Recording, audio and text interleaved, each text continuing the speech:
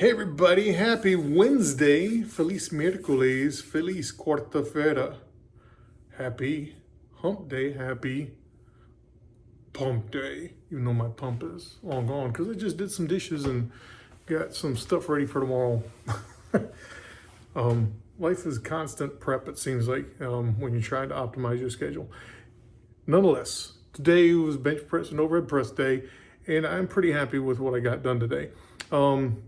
Still kind of coming back out again. I had my week of snow shoveling, which took its toll. Shoulder's starting to finally get back in gear from that.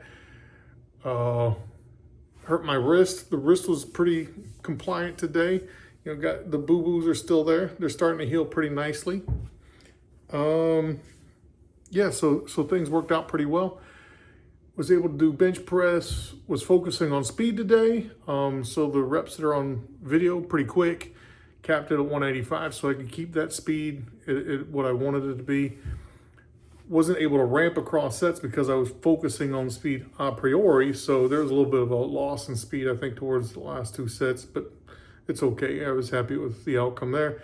And then with overhead press, I wanted to try and see what I could do for kind of like a 1 rep max kind of deal, or hit some heavy singles. Didn't really hit a 1 rep max because don't want to really do that. So did like 45, 65 for 5, then 95 for 3, 115 for 2, I believe. And then I did 3 triples at 135. So I was really happy because that's, one plate press. I used to do that for, I think I hit 13 once, like on an AMRAP set at 135 back when I could do 225 for 5. But getting one plate up in the air again felt pretty good.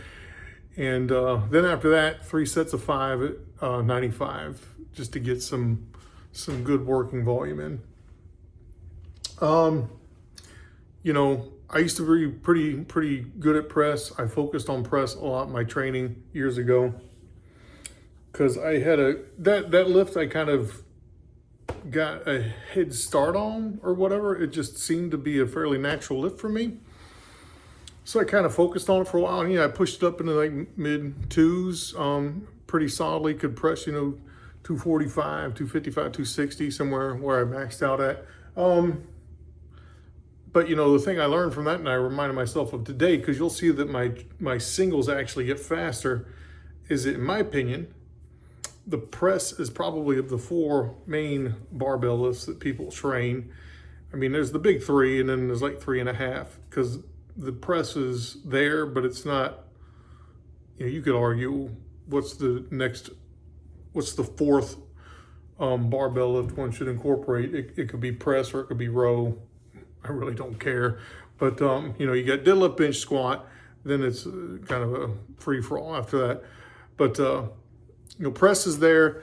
I think it's a good lift. It's just technical. It's more technical, I think, than the rest of those lifts.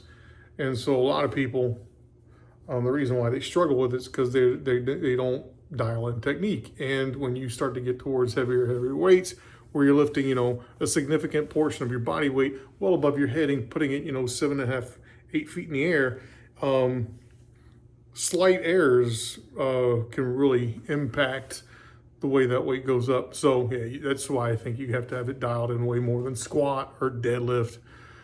Bench, I think you have to have it dialed in pretty well, but press seems to me most technique dependent barbell lift that I can think of, and row really doesn't require a ton of technique, in my opinion. So anyhow, which is interesting because I mentioned that because there's a book out there. I think it's blue cover. Can't remember. Don't care really too much about those particulars. But, it's got like 60 pages on the squat. And it's got like 20-something pages, if I remember correctly, on a press. Squat's easy, man. Sitting down, standing up.